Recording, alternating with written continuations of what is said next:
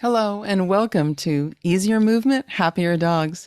I'm Mary DeBono and I'm so glad you're here because today we're going to talk about how you could learn some simple skills that can help prevent minor issues with your dog from becoming serious problems. Okay, so this is super important. And I found that the best way to do this is to first, identify what kind of dog person you happen to be. Because I've discovered there's probably about four types that I see across the board. And the first one is the type of dog person who just says everything's going to be fine, right? Everything's fine. They don't really look at what's in front of them. Maybe a little bit of denial, maybe a little bit of disinterest, I don't know, but they don't take action until it's an emergency, until the dog is really limping badly or, swollen a lot or is crying in pain or something pretty darn obvious. Okay. But they choose to ignore the more subtle signs, the kind of like subclinical things, and they wait until it's really an emergency before they take their dog into the vet, for example, or address a behavioral problem or whatever it happens to be, right? They just choose, even unconsciously, they're choosing to ignore things. Okay. So again, that's like you hear people like this saying, oh, he's fine. Or, she's always moved that way. I'm not going to worry about it. Or, oh, he's super active. He probably just pulled a muscle, even though like the dog has been limping for weeks, stuff like that. So I'm guessing you don't fall into that category, right? Okay. Then the second category is someone who just, they love their dog. They want to do right by their dog, but they completely hand over all responsibility to someone else. Okay. They just think, okay, you're the expert or you're the family member that takes care of that, whatever the case may be. And they don't care at all to educate themselves, to be, a participant in their dog's health and well-being. So they don't think about they could possibly be doing things to, number one, prevent problems from happening and or to help their dog recover more fully and more quickly if a problem does happen. Okay. So they just choose to, oh, so-and-so tells me to do this. That's what I'm doing. And they just, hand it all over. Again, I'm guessing you don't fall into that category because you're here. You're listening to this. Now, the third category is the person who they're just like really scattered with their attention. They really care and they try all the things. Okay. Maybe they go to a number of different vets. They try all kinds of different modalities. They read a lot of different things, but they don't give anything a real good shot at helping their dog, right? They might go to an expert once or twice. They might read one or two blog posts about a certain thing or watch a couple of videos or read a chapter or two in a book, but they don't take the time to really focus and learn something and actually put it into action, actually apply it. So they never give anything a chance. And then they say, see, that didn't work either. And they're on to the next thing. And what I've seen is there are some people like that feeds a need they have, right? It's sort of like an addictive quality, like just keep trying new things. It keeps them in this perpetual emotional state. And really what ends up happening is their dog suffers because the dog never gets the benefit of lots of good information out there, lots of good modalities that maybe could help their dog. So they just they bounce from one thing to another, maybe something that's trendy at the moment with dogs or whatever, and they never give anything a real shot at working. Okay. I'm hoping you're not in that camp either. But the fourth camp is what I'm thinking you fall into. And this is the person who's a proactive participant in their dog's health and well-being. So they take the time to learn, to educate themselves, to gain skills. They learn about dog movement, dog behavior, dog health, and they put it all together so that they can help their dog live the longest, happiest, healthiest life possible for that dog. Okay. And depending on, it doesn't matter what age the dog is when they start this, but that's the journey they want to be on with their dog. They want to be a partner to their dog. They want to be their dog's advocate. They want to help their dog. So how would you then, for example, go about doing this? Well, one way I find is that starting to notice things with your dog is really, really crucial. Okay. It's something I teach all of my students in my programs right away, is how to notice things. And you can start with, number one, noticing how you feel. I know that sounds funny, but what is your gut telling you? So let's start with that. Trust your gut. If you just have a gut feeling, or you feel like something about your dog is a little off, pursue it. Pursue it. Talk to your vet about it. Take your dog in, have it checked out.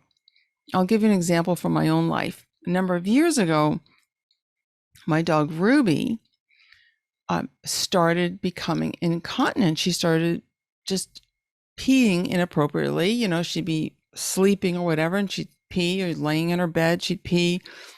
And she was also drinking more water than normal. So I immediately took her to the vet.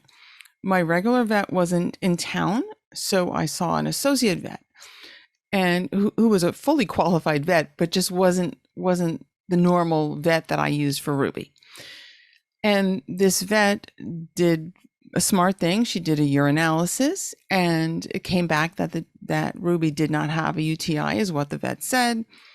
And so she just insisted to me, kind of rudely, I might add, that she's an old spayed female, so she's incontinent. Ruby was only 12. And I say only 12 because she lived to be over 17, never had this problem again. But anyway, getting ahead of myself. And what happened was, the vet is saying this to me, that, she's an old spayed female. This is what happens. And she dismissed the abundant water drinking. She's drinking more water. She said, no, it's summer. She's hot, whatever. I'm like, no, I know my dog. Well, she wanted her to be on this medication to address the incontinence. And I didn't want to put her on that because I knew in my gut that wasn't it. That wasn't it. Luckily, our regular vet was coming right back into town another day or so. So I took Ruby to see him, and he agreed with me. He said, no, this isn't that. This isn't that. And it turns out she had a kidney infection, which we treated her for, and she was fine. And so she didn't have any episodes of incontinence after that, never went on that incontinence prescription. And she lived to be over 17. It was happy, healthy, active till the end. Again, she was still a quote unquote old spayed female, but she was fine. So this is where I tell people, your dog the best. So you know your dog the most. If something isn't sitting right with you, either press it a little more with your vet, maybe encourage a little more diagnostics or take a little more time, or simply go to another expert. I've counseled clients in this situation quite a bit. There was one dog I remember, he was a basset hound. And the first time I saw him, I knew immediately he had osteosarcoma. He had bone cancer. I just knew it. I felt this, and I had never met the dog before, but the minute I put my hands on him, I'm like, oh, this is not right. This is not right. And I'm not a vet, so I don't diagnose dogs or any other animals. And instead I encouraged the dog's person to take the dog to a vet. The dog was limping. Okay. She had already taken the dog to a vet, and the vet had said that he thought that the dog got stepped on by a horse because she had horses, which she knew the dog didn't. But he's like, oh, it's just something got strained or pulled or whatever, or stepped on, he'll be fine.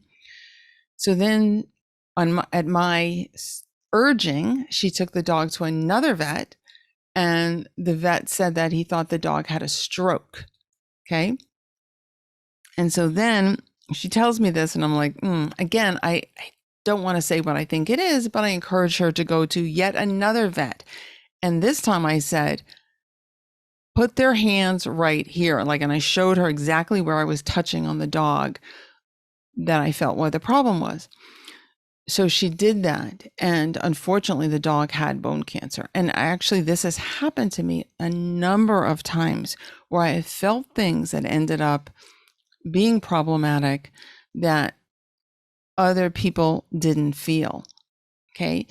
So again, I would encourage you, if you think something isn't right with your dog, and that's not to alarm you, okay, or get you into like a hypochondriac type mode, because most of the time the dog is fine.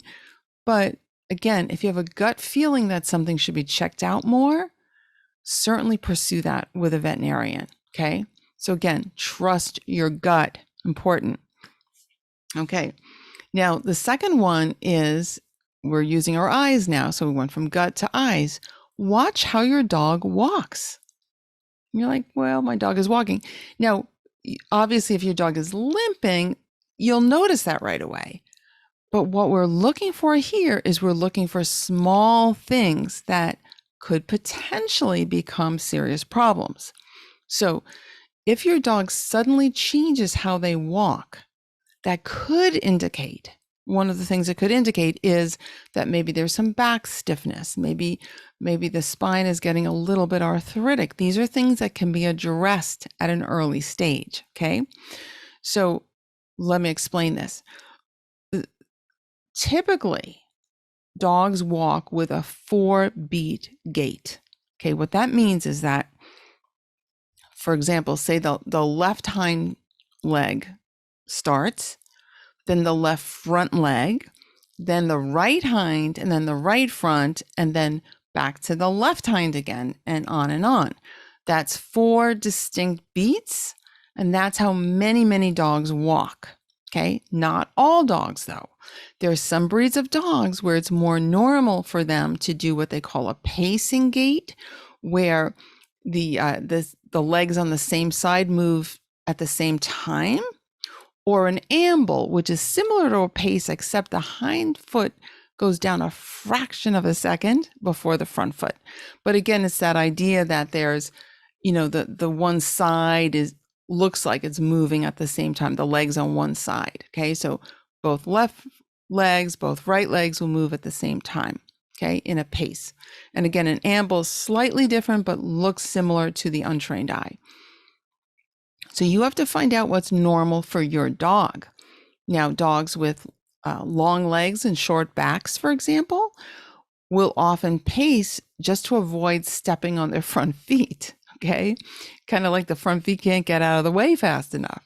And that's okay. That's just normal for them. So again, certain types of dogs, certain breeds, that will be normal. The important thing is to notice how your dog walks when your dog is healthy and see if that changes over time. You may also notice that your dog only paces when she's tired or when he's going over uneven terrain and has to work differently to get over it. Okay. So start to pay attention to that, because that could signal that your dog maybe is getting a little back stiffness, things that we can address. Okay. I worked with many dogs and helped them reverse that. Okay. And of course, work with your veterinarian as well.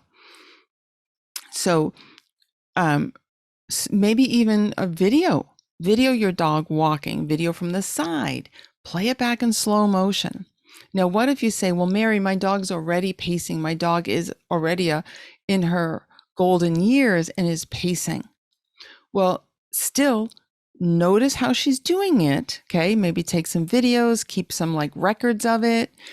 And there's still lots of things you can do to help the dog restore a sense of flexibility and suppleness to her body. Okay. She may or may not go back to walking with the 4-beat gait. I've seen it happen many times, but sometimes it doesn't. but they still have a lot more mobility and a lot more comfort. And you stop that vicious cycle of, arthritis that can often develop. They often get into this downward cycle where things get kind of stiffer and stiffer, more and more restricted, and problems develop in other areas. Okay. So again, what we're doing is we want to be aware, we want to be observant and start to notice when things change. So now let's talk about the difference between trotting and pacing. Trotting is a 2-beat gait. So what that means is that in the case of trotting, the diagonal pair of legs will move at the same time. So in other words, right hind, left front, left hind, right front. And it's a real efficient, like fuel efficient kind of gait for most canines. You see coyotes covering a lot of ground trotting, right? So that's different than the pace. The pace is more of the speed of a walk, and it's the legs on the same side moving together, okay? So definitely different. Again, video your dog, play it back in slow motion. It's a great way to train your eye. Also notice if your dog suddenly starts bunny hopping when they're running or anything like that that's different, okay? Important to notice these things. Now, also notice changes in behavior that might come about from changes in how your dog feels physically. So for example, maybe your dog used to always jump on the couch or the bed or in the car and suddenly is no longer doing that. Okay. So these are things to notice, or maybe your dog isn't doing the zoomies anymore, or isn't bringing you his favorite ball or toy that he always did, or stops tugging like that. The activity involved in tugging could be uncomfortable for your dog suddenly. So these are things that definitely are worth noticing and worth discussing with your veterinarian. Okay. Another one is to notice how your dog sits. Now you may think, well, what do you mean notice? Well, okay. Many dogs, most adult mature dogs will sit where their hind legs are tucked under them. The back is kind of more or less straight and the hind legs are very tucked. Okay. Now puppies often don't sit that way. Puppies often have like one or, a hind leg kind of cocked out to the side, what they call a puppy sit or a sloppy sit. So don't worry about that. If your puppy is sitting that way, usually isn't a problem. Usually, again, discuss with your vet. But if your mature dog suddenly starts cocking a leg or both legs out to the side, or sits with the back really rounded, or maybe has always sat like that, but they're a mature dog, that's definitely worth discussing with your vet. That can indicate a problem with a knee, the hip, the back. A number of things could be a problem there, okay? But it usually involves that, like, the dog is unable to fully flex the joints of the hind legs while keeping the back, more or less straight. So I've seen some dogs I've worked with that have always been that way. And there was definitely issues with the back and the hind legs. And the person, the owner says, oh, she's always been that way since, she never stopped doing the puppy sit. And so, but again, it may indicate a problem and definitely worth discussing with your vet. And certainly if you suddenly start to see your dog always sitting in a sloppy sit, that's definitely worth a talk with your veterinarian as well. Okay. So now another one to look at is, how does your dog stand? How does your dog place the feet under her body? How is his tail held? How is his head held?